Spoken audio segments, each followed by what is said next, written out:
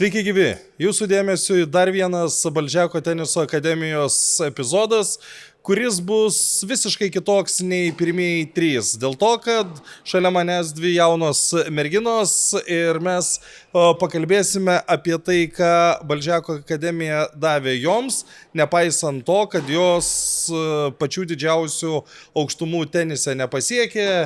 Eglė ir Ugnė, sakė, kaip nesupainiau, tai turbūt galim pradėti. Eglė, pradėsiu nuo tavęs. Kaip tu atsiradai Balžeko akademijoje, kodėl čia atsiradai, kiek užtrukai ir kodėl tavęs nėra tarp WTA reitinguotų merginų? Taip, tai sveiki, aš į akademiją šiaip atėjau 8 metų, pradėjau tenisą žaisti nuo 6, bet tuomet tarp tam tikrų trenerių buvo ryšių visokių, su kuriais mano tėvai susisiekė ir taip ir patekau čionai. Mes pradėjom darbą iš tikrųjų be jokių dar didelių kompleksų čionais, kurie dabar jau yra pastatyti. Pradėjom visą darbą Audėjo baldų centre, ten tuose kortuose. Ten sąlygos buvo truputį netokios. Jo, ten jos buvo visiškai netokios, tenais, prasme, lubos, nežinau, 10 metrų tik tai aukštai, mažiau turbūt. Ir nežinau, taip ir prasidėjo mūsų darbas čionais, nuo mažens labai buvau užsispyrus ir norėjau labai siekti iš tikrųjų daug tų aukštumų su tenisu, tai darbas buvo tikrai labai... Ar būdavo Audėjui draugų ir draugių? Tokių atpukuotų tai nebuvo, bet vaikučiai buvo nemažai tenais, tai šiaip darbas buvo labai linksmas nuo pat pradžių šitoje akademijoje, man labai patiko, dėl to čionais ir išlikau iki pat tol, kol jau nutraukiau iš visą pas save tenisą. Audėjas turėjo tokią savybę, kad ten žiemą buvo be proto šalta, kaip jaunai merginai net mušė noro treniruotis. Nežinau, pas mus, sakau, darbas buvo tiesiog labai linksmas, treneriai visą laiką nuo pat pradžių labai mokėjo ir užvesti ir ta prasme buvo, kad mes labiau pasijuokdavom iš visų tų sąlygų, negu kad dėl jų labai skųsdavomės ir panašiai. Ta prasme, tiesiog tas noras visas buvo per didelis, tiesiog atkreipti tai dėmesį ir darbas tiesiog niekada darbui netrukdė tos sąlygos ir jisai tiesiog tęsės visą laiką. Tu, Ugnė, kai prisijungė jau truputį geresnėm sąlygom, ne? Sakykime, taip, iš tiesų. Kaip tu čia atsiradai? Nors tenisą žaidžiau nuo 8 metų, prie akademijos prisijungiau jau vėlesniais metais, tai 15-16 ir irgi dar nebuvo jokių kompleksų ir jokių podcast'o epizodų tais laikais. Tai nuo to laiko ir labai myliu sportą čia, dėl įvairių priežasčių. Bet tu minėjai, kad kai tu prisijungiai, tu žinojai, kad nesieksi jokių aukštumų. Taip. Koks yra skirtumas, sakykime, tu žinai Eglės variantą, kur ten kiek per savaitę valandų tekdavo atiduoti tenisui? Net neįsivaizduoju, kiek valandų per savaitę, bet kiekvieną dieną, apart sekmadieniais duodavo man Remigijus pailsėt kartais, bet šiaip kiekvieną dieną po 3 valandas 2 tikrai būdavo to teniso plus fizinis. Tai tavo treniruočių krūvis mažesnis buvo, ar ne? Taip, tai Eglė toks ekstremas, tikrai taip. Bet ji nėra vienetinė akademijai. Aš turiu omeny, kad ir daugiau buvo ar yra jaunų žmonių, kurie dirba ir po tas 3 valandas išvažiavę kažkur ir dar daugiau. Taip. Tai kada ateini treniruotis ne dėl rezultato, dėl ko ateini? Atėjau dėl aistros sportui. Tiesiog myliu sportą, mylėjau žaidimą komandoje, tą pozityvę aplinką, kurią čia jausdavau. Visada norėdavosi grįžti, norėdavosi tos energijos. Ir nors žaisdavau tik tais 1 valandų per savaitę, vis tiek tos emocijos likdavo tos savaitės metu. Tai žodžiu, tai buvo aistra sportui ir tiek. Galbūt jeigu būčiau mažesnio amžiaus pradėjus ir iš karto šovus į akademiją, galbūt būčiau kitoje pozicijoje. O kai esi jaunas žmogus, vis tiek, tu negalvoji apie tai, kad aš jau pavėlavau su startu, vis tiek galvoju, kad aš čia eisiu. Buvo tokių minčių, kad... Pradžioj buvo ta mintis, visiems, man atrodo, sportininkam, kurie myli tam tikrą sporto šaką, yra ta kirbanti mintis, kad, galbūt aš čia būčiau buvęs profesionalas, bet kaip yra, taip yra ir paskui galbūt susitaikai su ta mintimi ir pastebi kitus tuos pliusus, sakykime. Tai man tai buvo tiesiog būdas gerai praleisti laiką su žmonėmis, kurie tarkim realizuoja kitus tavo tikslus. Tokius kaip tiesiog geras būdas pasilinksminti arenoje. Nu, tai kad linksma pasijuokdavom, mes ten su treneriais visą laiką būdavom geros nuotaikos ir aš nebuvau pats paklusniausias žaidėjas aikštelį. Būdavo ten visokių ir kapriziukų ir ko tik nebūdavo. Manau, Egliai taip pat. Tai, žodžiu, tiesiog būdavo labai linksma ir norėdavosi grįžti. Gaila, kad dažniau neidavau. Kaprizai ir linksmybės skamba taip.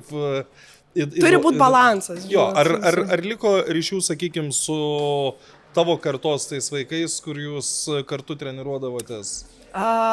Su pora liko ir gera matyti, kad visgi keliai kažkada susikrosina, taip sakant, susitinki su žmonėmis ir vat, kaip su Egle šiandieną, tiesiog gera matyti, gera išlaikyti tuos santykius. Tai va.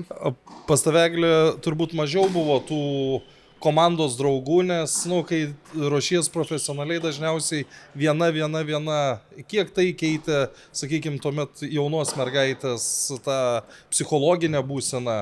Nes psichologija tenise yra, turbūt svarbiausias dalykas. Taip, tai čia faktas, manau, pas mane, kai aš tik atėjau, pradėjau žaisti, tai nuo kokių ten 8-10 metų pas mus dar buvo tokia kaip ir mini komanda tų tokių stipresnių vaikų, tai mes buvom 4, 2 berniukai, 2 mergaitės. Arūnas pasiėmė labiau treniruoti berniukus, aš likau pas Remigijų ir po to laikui bėgant jie nusprendė kažkur išvažiuoti, kažkur pakeitė vietą, kur treniruojasi ir panašiai, tai kaip ir likau aš viena. Tai paskutinius metus, kuriuos dar praleidau čia profesionaliai sportuodama, tai būdavau viena, tiesiog su sparingu dažniausiai. Ir tikrai būdavo, kad man ir atmušdavo kažkiek motivacija tas, kad aš matydavau, kiti čionais mano bendramžiai treniruojasi kartu daugiau, jie ir linksmai praleidžia laiko. Tai man žinoma būdavo to, kad norėdavosi kažko savo amžiaus labiau negu tenais 20-mečių ir daugiau sparingų. Bet tiesiog turėjau suprast, kad tai yra man dar geriau, aš ta prasme važiuoju į turnyrus ir į visokias stovyklas, kur aš pasižaidžiu su savo amžiaus vaikais, kad tos pačios patirties gauti ir panašiai, o visas darbas vyksta mano trenerio ir sparingo pagrinde, tai aš tą supratau ir man nebuvo labai, kad tai daug įtakos darytų. Su Remigijum nėra labai lengva dirbti? Ne, su Remigijum iš tikrųjų labai lengva dirbti, jisai... Man Remigijus turėjo vieną didžiausią įtakų apskritai mano gyvenime, ne tik kaip teniso žaidėjai, bet kaip asmenybė ir viskam, tai tikrai nėra su juo sunku, ypač man nėra sunku, kai nuo pat mažens aš su juo tik tai ir dirbu, tai man tikrai aš žinau kiekvieną dieną su kokia veido išraiška aš jį pamatau, aš žinau kaip jis elgsis, aš žinau kokia jo nuotaika, aš žinau, ta prasme man tai jau tikrai nebuvo sunku ir mūsų darbas buvo labai profesionalus tikrai tai. Ugnė sakė, kad kaprizinga buvo, kaip tu save prisimeni? Aš buvau galbūt ne tiek kaprizinga, kiek jautri. Jo, tokia mergaitiška ir jautri. Man labai emocinga buvau. Man kiekvienas galbūt pralaimėtas mačas ar pralaimėtas kad ir taškas, jisai mane labai valdydavo, ta prasme psichologiškai, dėl to man būdavo ir sunkiau tam tikrus mačus laimėti ar tęsti savo gerą žaidimą. Dėl to buvo dirbama ir su sporto psichologu ir laikui bėgant man labai tai padėjo ir buvo tiesiog išaugta iš tų visokių ir kaprizų ir labai emocionalių reakcijų teniso aikšteliai. Kai prasidėjo pirmieji turnyrai, didesni turnyrai su stipriais varžovais, kai čia Lietuvoje nėra tų varžovų, sakykime, ir čia išvažiuoji į Latviją kokią ir atsiranda tie stiprus varžovai. Kaip jauną žmogų, kokią įtaką daro tai, kad, vis tiek aš įsivaizduoju, tu čia galvoji, kad aš esu labai gera, nes čia Lietuvoje nieks negali veikti, tik kerti sieną, žiūri, kad ten irgi yra tų gerų žaidėjų. Iš esmės, man Remigijus nelabai leisdavo dėl šitos priežasties žaisti Lietuvoje turnyrų, nes mes matėm visą tą situaciją iš šono, kad čianais lygio, ta prasme, bent jau tuo metu tikrai nebuvo kažkokio labai gero, tai buvo, ta prasme, keletą žaidėjų, su kuriais tikrai būdavo smagu ir gerai pasižaisti, bet pagrindė, kažkokios patirties, kad labai įgyti važinėjant į turnyrus aplink Lietuvą tiesiog negalėjai, tai mes ir buvom atsisakę tų turnyrų Lietuvoje ir jie visi pas mane buvo nuo pat mažo amžiaus ir Ispanijoje, Čekijoje aplinkui, net ir į Latviją ir Estiją stengdavomės kažkiek vengti šitų šalių. Aišku, ten jeigu būdavo turnyrai ir būdavo patogu jos nuvažiuoti, tai žinoma vykdavome tenai, bet apskritai ta prasme būdavo renkamos šalis, kuriuose tikrai tenisas yra labai pažengęs. Tarp Ispanijos buvo bent jau vienas kartas, kiek atsimenu, į Rafaelio Nadalio akademiją, ar ne? Ką duoda jaunam žmogui tokios išvykos? Tai aš labai gerai pamenu kelionę mūsų į Nadalio akademiją. Mes keliavom su Arūnu ir buvo dar toks vienas berniukas ir mergaitė viena. Tai iš tikrųjų kelionė buvo apskritai labai smagi man kaip vaikui, ta prasme žiauriai daug teigiamų emocijų kėlė visas šitas dalykas ir aš manau, kaip nuo pat mažens patyriau daug daugiau visokių smagių išvykų ir panašiai negu mano kiti bendramžiai, kas man davė tiesiog labai daug patirties kaip asmenybė visų pirma. Ir pats turnyras, man atsimenu, buvo tikrai labai pasisekęs, buvo mano pirmi mačai, kur aš labai ir savo charakterį parodžiau, kur laimėjau ir iš 3 setų ir panašiai, tai patirties man davė tikrai labai geros ir daug tenai, aš labai ir išdrąsėjau ir tada ir Nadalį sutikom ir ta prasme labai tokios, labai gera prisiminti apie visus tos prisiminimus, tai tikrai tenais patirtis ir viskas, ką mačiau ir kiti žaidėjai, tikrai įspūdinga buvo ir labai toks buvo pradinis taškas, kai pradėjau jau kilti ir važinė daugiau visur. Ką, Ugne, tu atsimeni tokio irgi įspūdingesnio už aikštelės ribos? Taip, beje, labai gražiai Eglė pašnekėjo, toks emocionalu netgi.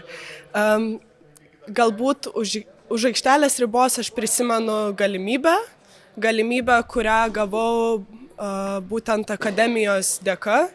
Ir tai buvo pirmasis mano darbas. Tai čia yra didžiulė patirtis man kaip jaunam žmogui. Mes dar prie to prieisim, bet dabar galbūt aš bandžiau vesti į tą stovyklų laiką, į pasibuvimą kartu.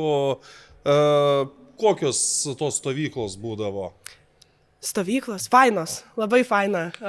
Susipažindavau su labai daug žmonių tų stovyklų metu. Tuo metu viskas vykdavo Alaušė, ten daug teniso aikštelių, daug gyvenamo ploto, labai daug vaikų ir kas dar?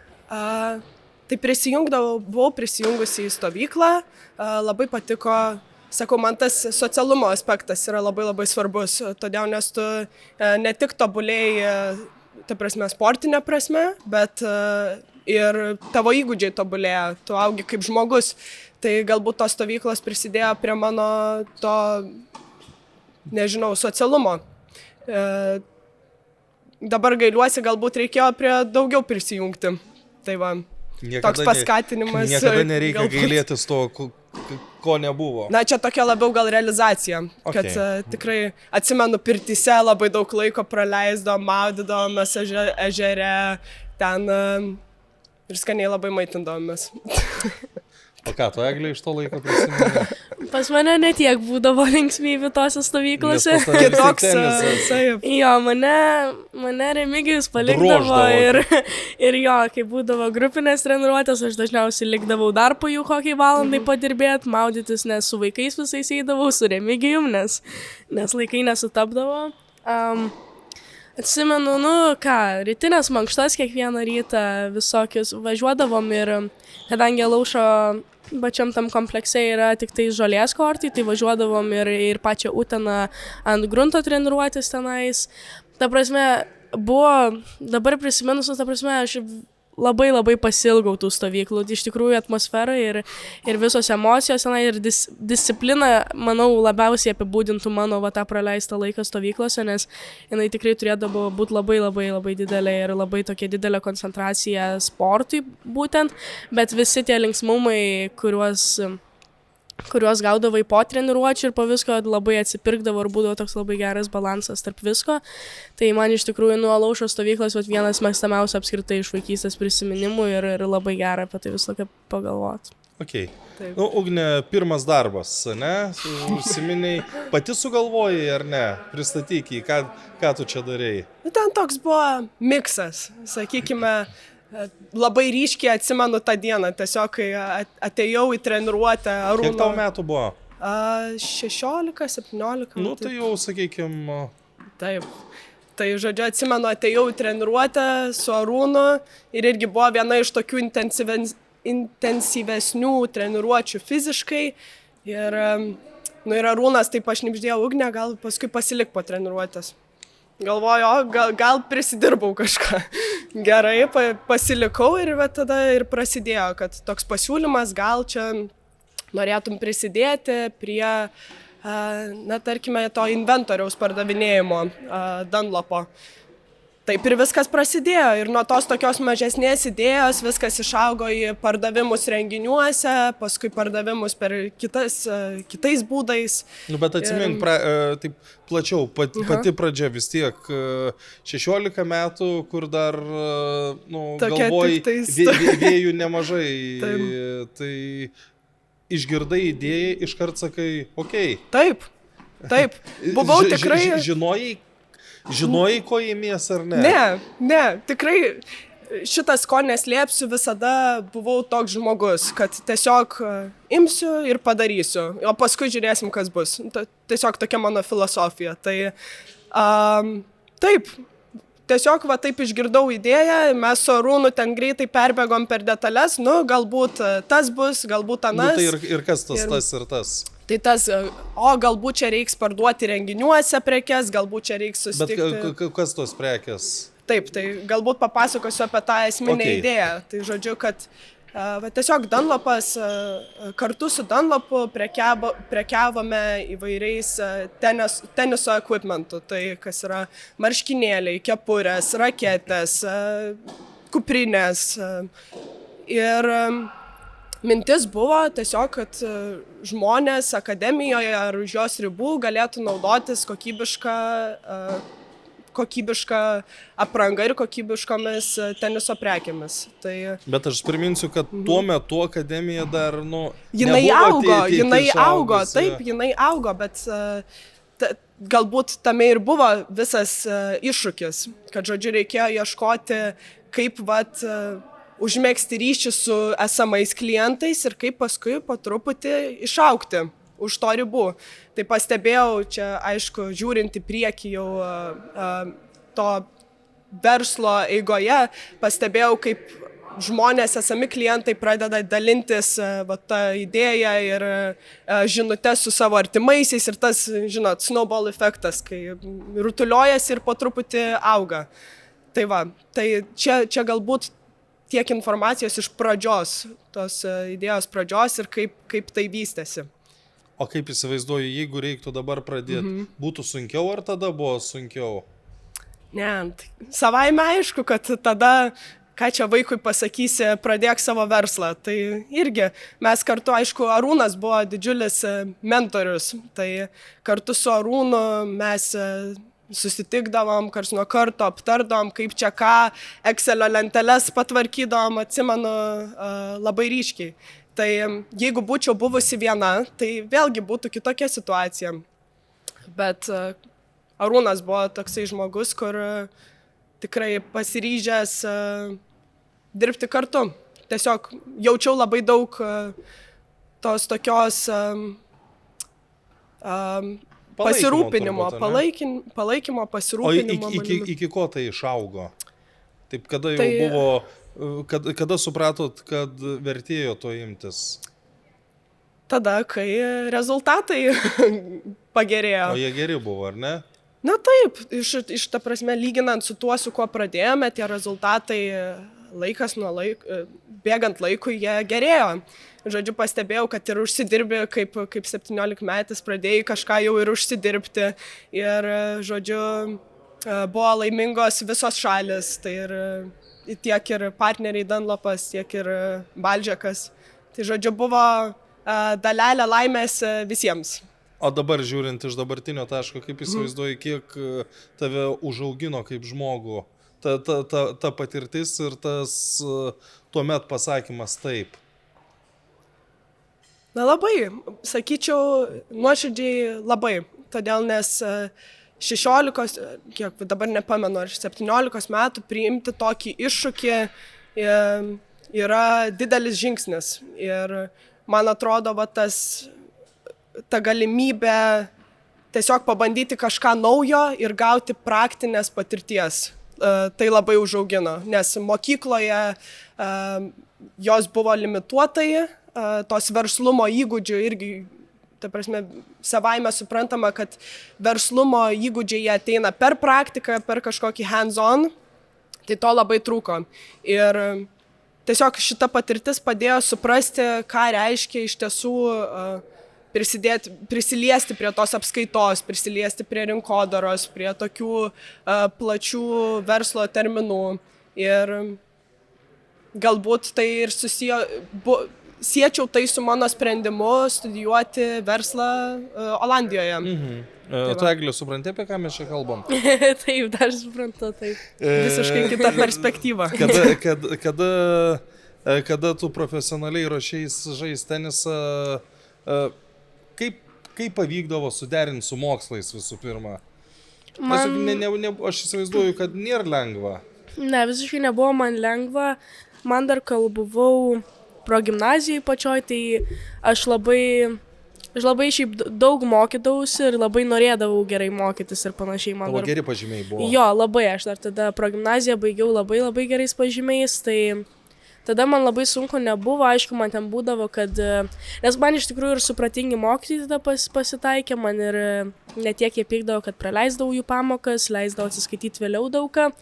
Nes būdavo, kad ir treniruotė būdavo man tenais nuo 7 ryto čionai, Baltikė iki po 8:15, maždaug pusę 9 jau turiu čia mokykloje būti. Aha, jo, ir tada jau po mokyklos važiuoju. Tai būdavo visokių tokių niuansų, arba kad tiesiog neidavau pamokas, kad važiuoti treniruotės. Tai kai perėjau į gimnaziją, 9 klasėje, priėmėm sprendimą pereiti į Ozo gimnaziją sportinę. Tai tenai man kaip ir grafikas buvo labai gerai, nes... Aš važiuodavau pamokas nuo 8 iki pusės 11 maždaug ir tada man būdavo didelė pertrauka, gal 3,5-4 valandų, kai aš galėdavau važiuoti treniruotę. Ir tada man vėl mokslai prasidėdavo gal 2 po pietų. Ir po to vėl galėdavau vakare atvažiuoti į dar vieną tenisą ir fizinis po to. Tai man tai labai susiderino gerai tos pamokos ir sportas, kai ėjau į tą mokyklą. Tai tuomet sunkumo irgi labai daug nebuvo. Čia dar buvo laikas, kai tikėjai, kad išausi, kad būsi aukštai reitinge. Kada pradėjai galvoti, o galbūt taip ir nebus? Juk buvo toks laikas, ar ne? Jo, man tas abejonės apskritai jau ir buvo maždaug, sakyčiau, kai perėjau tą sporto mokyklą, kai jau pamačiau, kad tikrai labai daug savo gyvenimo aukoju šitam sportui ir kad ir savo edukaciją, ta prasme, labai sumažinau. Man tada prasidėjo, aš šiaip buvau labai ir traumuota dažnai ir man labai daug būdavo tokių, kad aš ne tai, kad treniruojuosi ir ruošiuosi sezonui, aš pastoju atsistandinėdavau nuo traumų ir man tas motyvacija tikrai... Kiek metų tau buvo tuo metu? Kokių, sakyčiau, 14. Ir man tai labai ir mušė tą motyvaciją, kad man pastoji tos traumos, pastoji pas kineziterapeutus, daktarus, tirtis ir panašiai. Negalėdavau tiesiog taip nuolankiai tęsti to darbo ir ruoštis turnyram pastoji. Tai man tos abejonės visokios prasidėjo, kai ir tų traumų padaugėjo ir kai tą mokyklą perėjau. Ir šiaip pats tas lūžis toksai, kur jau pasakiau tenisui viso gero, tai buvo... Atsimenu, nuvažiavau, čia buvo 2022 metų sausis, kai nuvažiavau į Italiją, Piatė akademiją tenais, nes jau mes nusprendėm, kad jeigu aš lieku Lietuvoje, tai aš teniso nebežaidžiu ir einu į sportą, o jeigu noriu kažką daryti su tenisu, mes jau turim Lietuvą palikti. Einu į sportą, ką reiškia? Ta prasme, jau visiškai atsiduodu tik sportui ir vadinasi, kraustomėmės į kitą šalį ir treniruojamės tenai ir darom teniso karjerą. Tai pas mane buvo toksai pasirinkimas ir nuvažiavau į Piatė akademiją Italijoje. tenais pagyvenau savaitę laiko, visas tas grafikas, ta prasme, buvo toksai, koksai būtų buvęs visą mano laiką, kai aš ten treniruojasi. Ir man iš tikrųjų ten labai patiko, man viskas tenais buvo ir smagu, krūviai labai labai dideli buvo. Tenais, ta prasme, 2 tenisai, 2 fiziniai, dar footworkas aikšteliai. Ir po to grįžus dar gal pasitreniravau kokią savaitę ir priėmiau sprendimą, kad nenoriu visiškai mest viso savo gyvenimo dėl sporto, nes nebėra man tiek daug aistros, kai buvau mažesnė, man jisai neteikė ir tos traumos ir toksai, kad turėjau palikti savo gyvenimą 14 metų Lietuvoje ir viską atiduoti tik tais tenisui, išvažiavus gyventi į kitą šalį, nusprendžiau, kad to nenoriu ir taip ir gavos, kad tą tenisą nusprendžiau palikti. Bet tau labai aiškiai davė atsakymą į dažną klausimą, kodėl ne visada jaunimas pereina į suaugusių sportą. Taip, čionais kaip ir kiekvieno beveik istorija, tai kad...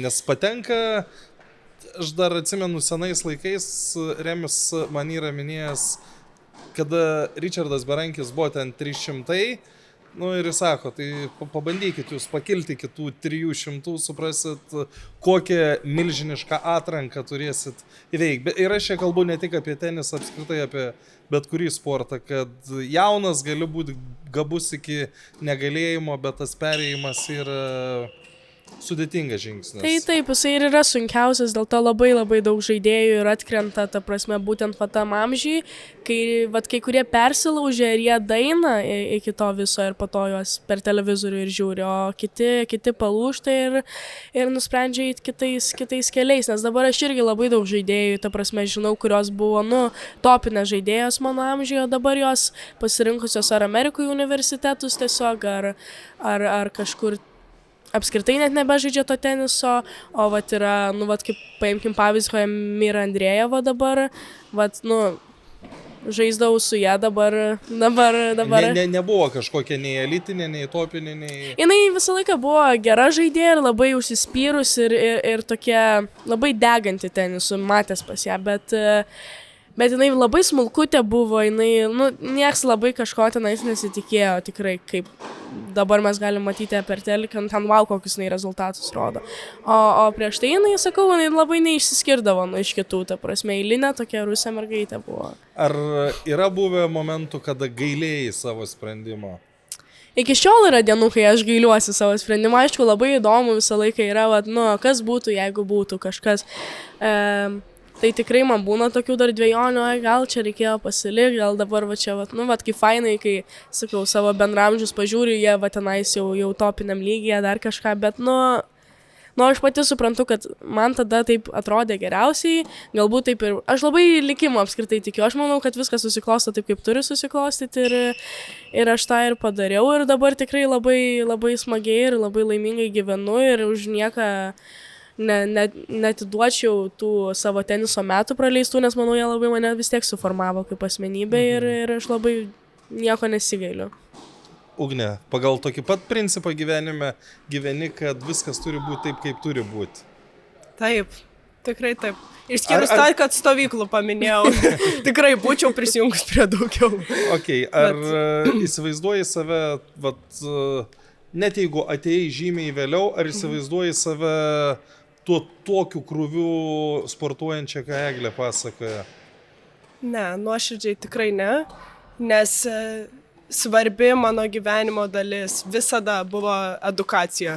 Aš žinojau, nuo pat mažesnių metų jau žinojau, kad tokio negalėčiau paskirti tiek daug laiko sportui. Tai labiau ieškojau balanso, toks buvo mano tikslas. Išvažiavai mokytis į užsienį, Taip. Dėl ko buvo priimtas toks sprendimas? Tai nuo mažesnių metų jau pastebėjau tą savo polinkį ir meilę, tuos įgūdžius, galbūt verslumo, kur ten gatvėse pardavinėja paveikslų, žodžiu, kaimynams. Taip, aišku. Ir visokiose mugėse, mokyklose. Tai aišku, ir akademijos, tas pirmasis darbas tikrai buvo dar kitoks suvokimas, kad prisidėjo prie to užtikrintumo, kad viskas, laikas imtis kažkokių veiksmų, kad būti ten, kur norėčiau būti ateityje. Tai va. Tai ir išvažiavau. Dalelė irgi buvo tokio, kur, nežinau, pažiūrėsim, kas bus. Bet vėl aš tik pasitikslinsiu, tai, ką tu čia gavai per tą savo pirmą verslą, pavadinkim, taip ir buvo, ar ne? Tau net pagelbėjo vėliau mokantis, studijuojant. Taip, tai yra įgūdžiai, praktiniai įgūdžiai, kaip ir minėjau. Tai galbūt neprisidėjo prie mano kažkokių tai pažymių universitete, bet prisidėjo prie tiesiog skill seto. Taip, būtent, kad tiesiog padeda interpretuoti dalykus kitaip. Tarkime, gaudavai kokią nors užduotį apskaitos kurse. Ir irgi tada jau žiūri, kaip, čia išlaidos, čia tiek užsidirbo, minusuoji. Toks yra tiesiog kitoks būdas, kitaip interpretuoji tuos mokslus. Tai manau, dalelė to tikrai pagelbėjo man matyti tuos teoretinius dalykus per praktinę prizmę. Kai dabar sugrįžti ir čia matai, kaip išaugo akademija, kaip tu jauties, kai aš nežinau, ar M7 buvai, bet kai čia užeini, kur prabėgo dalis vaikystės, koks jausmas? Gera labai, gera sugrįžti ir geriausia yra pamatyti trenerius, nes tikrai tas ryšys, kurį tu palaipsniui augini su tais metais sporto, yra gražus dalykas ir graži patirtis. Tai žodžiu, gera sugrįžti, gera matyti pažįstamus veidus, gera pamatyti šuniuką, kuris dabar neaišku kur. Tai va, šilta širdį ir labai malonu. Tai va. O kaip tu, Eglė, jauties? Tu mažiau laiko esi, kaip baigiai akademijoje savo ėjimą į profesionalų sportą? Taip, bet ta prasme, aš šiandien sugrįžtu vis tiek dažnai, aš dažnai palaikau pastoviai, kad ir mokaus Anglijoje, pastoviai palaikau ryšį su Remigijum ir Arūnu ir visą laiką labai laukiama esu čianai visą laiką ir tiesiog ir dažnai aplankau ir pažaidžiu ir atvažiuoju ir važiuojam pavalgyti kartu. Ta prasme, tas ryšys niekur nedingsta su niekuom čianai ir man labai gerai ir matyti, kad ir vis pastoviai naujų vaikų ateina, kad čia darbas niekada nedingsta ir jisai pastoviai verda. Ir malonu man, ta prasme, tiek į M7 grįžti, tiek čionai, tiek vaikystės praleista, tai tikrai labai, labai gera grįžti ir matyti visus čionais. Kodėl tu išvykai į Angliją, nes aš įsivaizduoju, kad jau su tavo lygiu, kurį tu buvai pasiekus, pasiūlymų, kur studijuoti turėjai daug, ar aš klystu? Tai aš dabar išvažiavau pasibaigti mokyklos į Angliją, nes tenais ir labai teniso tokia komanda yra to koledžo gera ir nežinau, aš tiesiog man baigus tenisą, man nepatiko sėdėti čionai ir jaustis lyg aš nieko vertingo nedarau nei su savo laiku, nei su, nežinau, gyvenimu ir panašiai. Aš tiesiog, man trūko kažkokių iššūkių gyvenime, man nepatiko, kad aš per ramiai gyvenu, nes su tenisu būdavo varžybos, pastovi kažkokie nauji tikslai išsikelti, o čionais toksai buvo sėdžiu, nueinu į mokyklą ir kažkaip nieko naujo nevyksta, tai nusprendžiau, kad gal laikas man... Bet taip gyvena visi jo, vaikai. Man buvo labai nepažįstamas toksai jausmas, man labai jisai nepatiko man neįdomu buvo. Kad nenoriu kaip visi. Ne? Jo, man buvo neįdomu, aš nesupratau, ką man čia reikia daryti, aš nesijaučiau, kad tokia... Jaučiaus labai tušti tokia, ta prasme, nesupratau, ką aš čia veikiu, tai aš nusprendžiau, kad, naujas etapas dabar, gal kažką bandyti naują iššūkį išsikelti ir išvaryti gyventi kitur. Tai taip ir nusprendžiau varyti, pasibaigti tenai mokyklą, o po to su studijom žiūrėti jau, kur kelias nuves. Bet įsivaizduoji, kad gali būti pasiūlymų, ar jų jau yra, kaip... Jo. Aš nežinau, kaip tas viskas vyksta, kol dar mokykliniam amžiui, nors va dabar jeigu galvoju apie kokius krepšininkus, kurie yra išvažiavę į Ameriką, nu, yra tikrai ne vienas pavyzdys, kada 11-okai, 12-okai išvažiuoja ir po to tęsia universitetuose. Taip, tai į Ameriką tikrai tenais tokių opcijų tikrai būtų nemažai, kur važiuoti ir tie universitetai su tenisu tikrai labai daug kur priema ir siūlo visokius ir pasiūlymus ir panašiai, bet aš pati asmeniškai kol kas bent jau, gal mano nuomonė dar keisis, bet neplanuoju Europos palikti, tai manęs kažkaip, kad trauktų tas labai tolimas užsienis, tai taip nėra ir aš kol kas tos pasiūlymus nelabai ir žiūriu ir nelabai domiuosi apie tos universitetus ir studijas Amerikoje, būtent kur yra viskas su tenisu susiję. Aš galvoju likti Europoje ir važiuoti atskirų kelių be teniso. Bet užsiminiai, kad ten yra koledže komandėlė, tai Jo. vis tiek pamušinėjai. Ne, aš tenai žaidžiu kiekvieną dieną, aš ten vis tiek, esu toj topiniai komandai, mes ir nacionalinės varžybas žaidžiam, ir ta prasme su kitais koledžiais konkuruojamės, tai tu vis tiek to varžybinio skonio kažkiek dar pajaučiu ir treniruotės kiekvieną dieną yra ir labai tikrai smagų žmonės tenais ir tie žaidėjai nėra prasto lygio, tai tikrai yra su kuo ir pažaisti ir pamušinėti ir to teniso neapleidžiu tenai. O Ugnė, tu kažką dar turi su Balžeko akademija, ar tai tik malonumą sugrįžus? Na, galbūt tie teniso įgūdžius karts nuo karto dar pritaikau pasimtus iš akademijos, bet tiesą pasakius labiau prisiminimai ir labiau tos patirtis iš praeities. O neįsivaizduoji, kad galėtum, jeigu 16-17 metų sugebėjai padaryti dalykų, kad dabar dar lengviau būtų, ypač kai viskas taip yra užaugę? Ne, tai be abejo, bet tiesiog galbūt matau tai kaip galimybę kažkam kitam prisidėti ir kažkam kitam patirti tai ir pasimti, išsinešti tai, ką išsinešiau aš.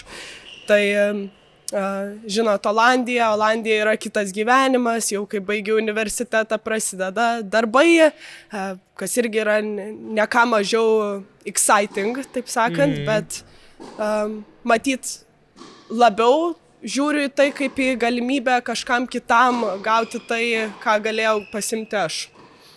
Tai norėčiau šią akademiją matyti ne tik per teniso prizmę, bet ir per tą galimybę puoselėti savo verslumo įgūdžius. Tai įsivaizduoji, kad kažkada gali dar prisidėti kažkuom? Galbūt taip. Ką mielai padaryčiau, tai yra susipažinčiau su žmogumi, kuris panašių patirčių ieško. Ir tada galbūt pasidalinčiau savo tomis išsineštomis žiniomis. Dabar su jaunai žmonėm nėra labai paprasta. Nėra, labai jau, kokių tik nėra. Jauni žmonės yra aistringi. Jie tokie ištroškę tų žinių, patirčių. Bet ne tiek, juk dabar kaip tik aš sakyčiau, daug jaunų žmonių yra tokių, kurie, kažkas neįvyko, nieks nenumirė, viskas čia normaliai. Ką turite omeny tiksliai? Pavyzdžiui, turėjau kažkokį susitikimą, nenuėjau. Ten turėjau kažką padaryti, nepadariau. Ar čia mes ne su tais pačiais jaunai žmonėmis? Ne su tais pačiais. Man atrodo, visokių žmonių yra ir visokių žmonių reikia. Ir tas jaunimas galbūt ta nenuspėjamumo dalis. Taip, jinai gali būti ekstremas, kad nenuėjau į kažkokį susitikimą, bet gali būti kitas ekstremas, kur, nežinau, dirbau nesustodamas ir dėjau visas pastangas, kad kažkas įvyktų arba kažkas pasisektų. Tai tie tokie ekstremai. Bet iš tiesų manau, kad jaunimėlis turi daug potencialo ir kad reikia daryti viską, kad būtų daugiau galimybių ir įtraukti tuos jaunus žmonės, nes toks atrodo mažas dalykas, kaip, tarkim, darbas, kažkoks darbas, jis labai įkvepia tave ateityje. Ir tu prisimeni, pasižiūri, oho, geras, kažkaip vienaip elgiausi, dabar elgiuosi kur kas kitaip. Tai toks labai įkvepiantis procesas. Svarbiausia nebijoti rizikuoti. Taip, čia yra pagrindinė mano žinutė. Taip, net ir Egliai reikėjo rizikuoti. Kiekvienas sprendimas yra rizika. Tam tikrą prasme. Tai taip, imtis ir kažką pabandyti yra geriau negu sudėjus rankas, bijoti ir drebėti kamputyje. O tu, Eglė, įsivaizduoji, kad galėtum dar kažkuom prisidėti prie akademijos veiklos, kai grįši? Faktas. Tikrai Kas, nemanau, tai kaip kad... trenerė? Galbūt taip, galbūt kaip trenerė, galbūt kaip kažkokie tais... Kažkurio irgi srity padėti, ar tai marketingė, ar kažkokiam... Ar tai galbūt, jeigu nuspręsiu link sporto psichologijos eiti universitete studijų, irgi po to, po kiek metų prisidėti prie šitos komandos. Idėjų yra daug ir manau tikrai kažkuri išsipildys ir su kažkuria sugrįšiu čia. O jūsų laikais irgi tai būdavo, ar ne? Kad šuniukai ateidavo ir...